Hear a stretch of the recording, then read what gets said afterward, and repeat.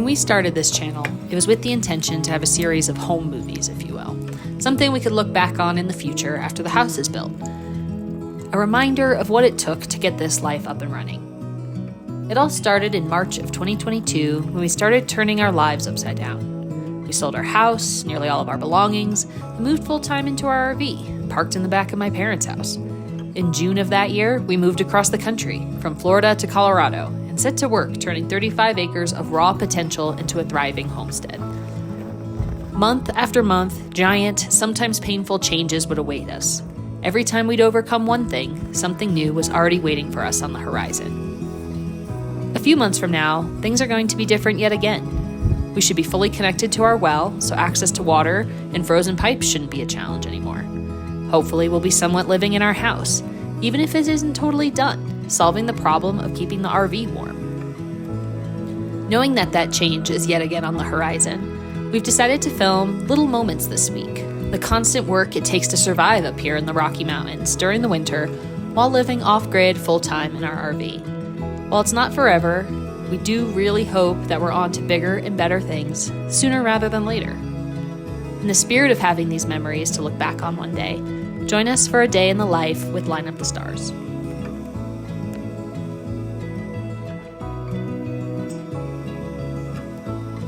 All right, friends, if you want to see an analogy of our life, I just got this new toolbox, like 247 tools, socket wrenches, stuff like that. It's a mechanic mechanic box. I just opened it and then give me like 2.5 seconds and I just like spilled all of this everywhere.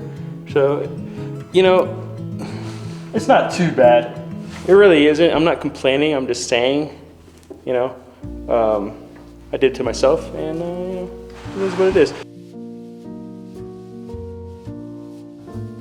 All right, for today, we are going to install this Mama Jamma. There's so many different types of these doors. I went with the easiest one I can get for the speed and value price.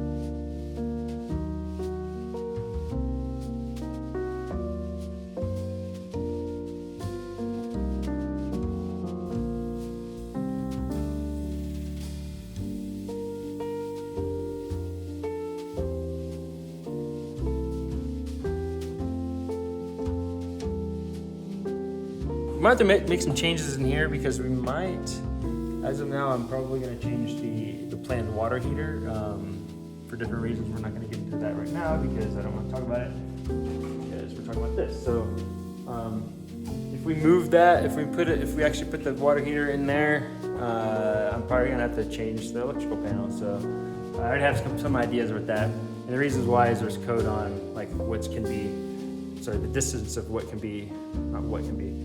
The distance of something in front of the electrical panel and beside, and I think if I change the water heater, it might be too big to put with the electrical panel. And I know one of the questions is like, can you have the water heater in the same place? I haven't read anywhere you can't. It's just, you know, as long as you have everything plumbed correctly, you know, the big ass leaks spewing out of that. Anyways, but what it did, its code said, anything in front like 3 feet, and I think I'm gonna hit 3 foot mark in there now. Actually, if I would have kept it the same size as planned, probably would have fit, but I made the half bathroom bigger, so here we are. Right now we're worried about trying to get this show on the road. If you've been with us for a while, oh man, yeah. Thank you for bearing with us more than me. Anyway, it's been an awesome week trying to figure out some of the lighting situation and all the faucets and stuff. Think about it when you go to your friend's house or something. The different faucets and stuff. There's like the single what are they called? When you just like hot and cold, but you have one little lever, or you have the twisties. You have 2 separate twisties, so you gotta have 3 holes, and so it's like, you know, you gotta think of what type of valve it's gonna be. So we need to get all that stuff figured out, which I think we do. And we ordered a bunch of stuff, and then we can get the show on the road. So that's what held us up with this week. If you've watched our videos before, you might have wondered what made us choose this life, deciding to take the hardest path forward to owning our own land and building our own house. Various factors went into that decision, of course, but the raw beauty of the Wet Mountain Valley is something that both Brian and I comment on pretty often while living here. We walk the dogs and encounter near silence. The worries we had when living in a neighborhood in Florida feel like another lifetime compared to our day-to-day now. We have space to breathe, to chase our dreams. There's also something to be said for working hard and fighting for a goal. Living in an RV any time of the year isn't easy. Trying to survive in one at nearly 10,000 feet in the winter only adds additional layers of complexities. I'm constantly amazed by the solutions Brian comes up with to keep us all warm, with flowing water, and with electricity so I can go to work. And then when I'm there, I can pretend to be an average human being like everyone else on my team. But once the workday is done, it's back to this life, full of beauty and strife, and it makes each day fulfilling. I am working. Brian was working. Taking a break from working. Taking a break. Because what's the weather outside right now? Very snowy. Lots of snow today.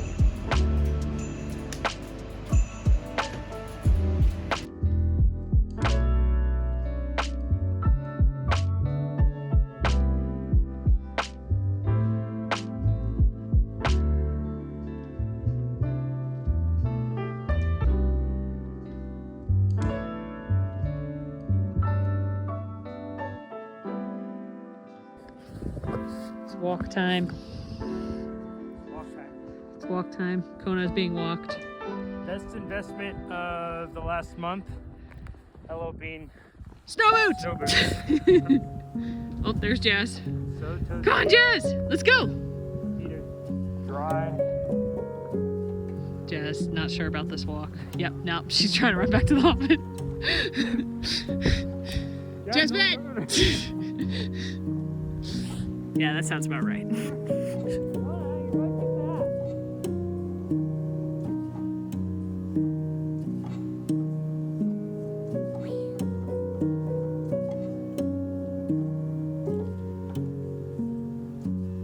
Where's it, Cones?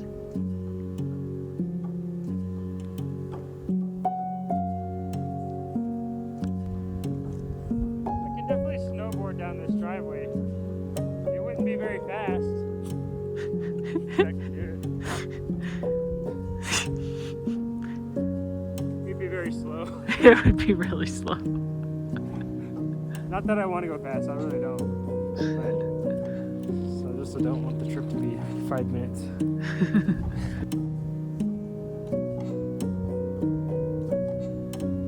When we announced that we were moving to Colorado, people were terrified for us. How would we survive the winters? Would we freeze to death in the mountains? Could we keep our sanity locked in our house for months as the snow accumulated outside? While this is our first full winter here, we found it to be more than hospitable. It'll probably be one of my favorite seasons once we have a nice, insulated, cozy home to live in. The snow is incredibly important for preserving the ecosystem, as it's a vital source of water here in the high desert. But some days are cold, brutally so, normally during a snowstorm. Then you'll have a few crisp, clear days of sunshine with highs in the 40s. The only constant when it comes to Colorado is the old saying that you can experience all 4 seasons here in a single day. So, this morning the water is frozen. I'll show you. Oh look, there's no water. RV living is great.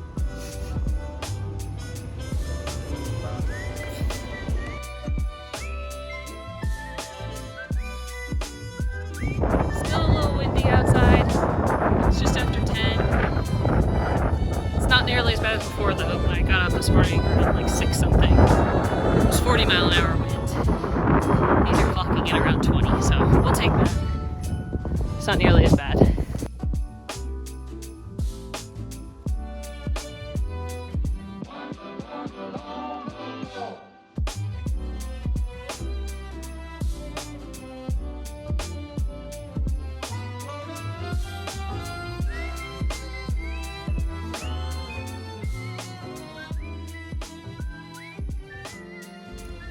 So I thought after running my errands, I would show you guys what happens when it's so snowy we can't have our packages delivered to us. And it's that they get left in this abandoned bus and we have to go pick them up. So I'll show you because, you know, it's just one of the quirks of rural living.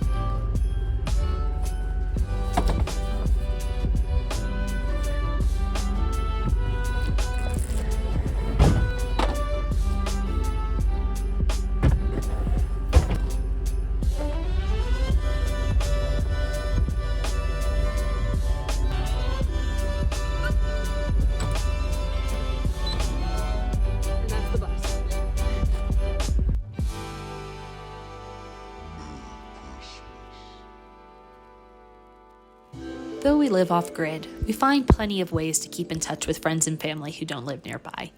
Phone calls, video chats, playing online games. We're living in the golden age of communication. We're also slowly building up our local community, friends and acquaintances who now recognize us when we make a trip into town. Having a friendly face smiling back who recognizes you at the hardware store or the coffee shop is just one small step of many as we continue to call this place home.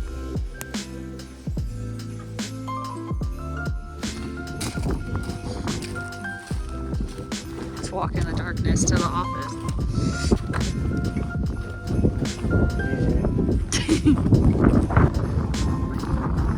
It is a little crazy. That's where we live.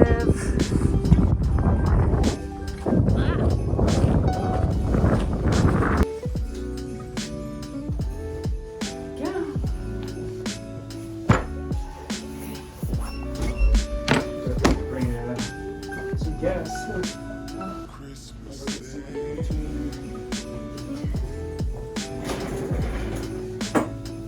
Welcome to the office at night. Office in the dark. Office in the dark. Still need some work done. That's not your shit. No view outside at night. Okay. Oh, okay. All right. All right. Now you're gonna steal my damn thing.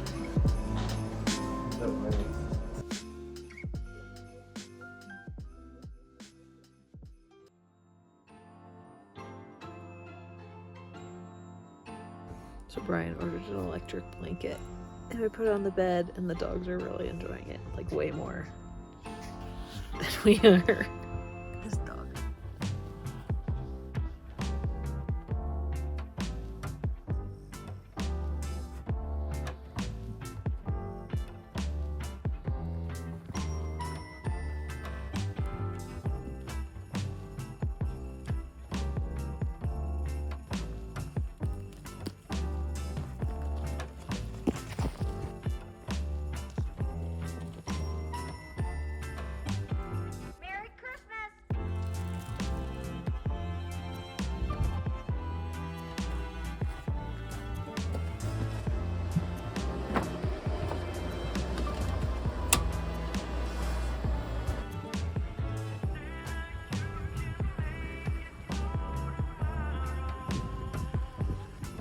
Normally Brian will actually fill the cistern because he tends to do it when I'm working, but it's the weekend. He went to go pick up some packages from the bus and to show you guys how we do it, I decided to fill the water cistern. So there's no, besides looking through the top, there's no real good way to know if it's full, but we've kind of determined this like echolocation method, if you will. Water, not water, water, not water. So the water, when we want to use it, goes down the cistern through this insulated tubing. It goes under the RV. In here is where our water pump is, along with a bazillion hoses and pipe warmers, as you can see. And that goes underneath and actually comes up through there and into here. And that's how we get pressurized water. Really our goal right now is that this system is hopefully gonna work for like maybe a month and a half, 2 months. And then hopefully within that time, the water will actually be connected to the house, and then we'll be able to just connect to a spigot there. We won't have to worry about everything freezing.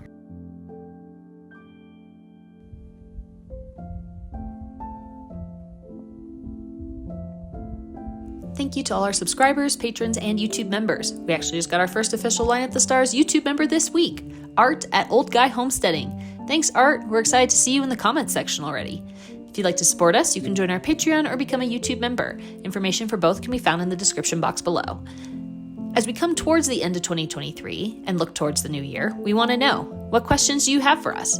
Leave them in the comments below, and if we get enough questions, we'll do a whole AMA or Ask Me Anything style video to ring in the new year. Whether it's about RV living, our utilities, building your own house, living in Colorado, you name it, throw it in the comments section. We'll see you next week as we go full steam ahead on the interior of the build.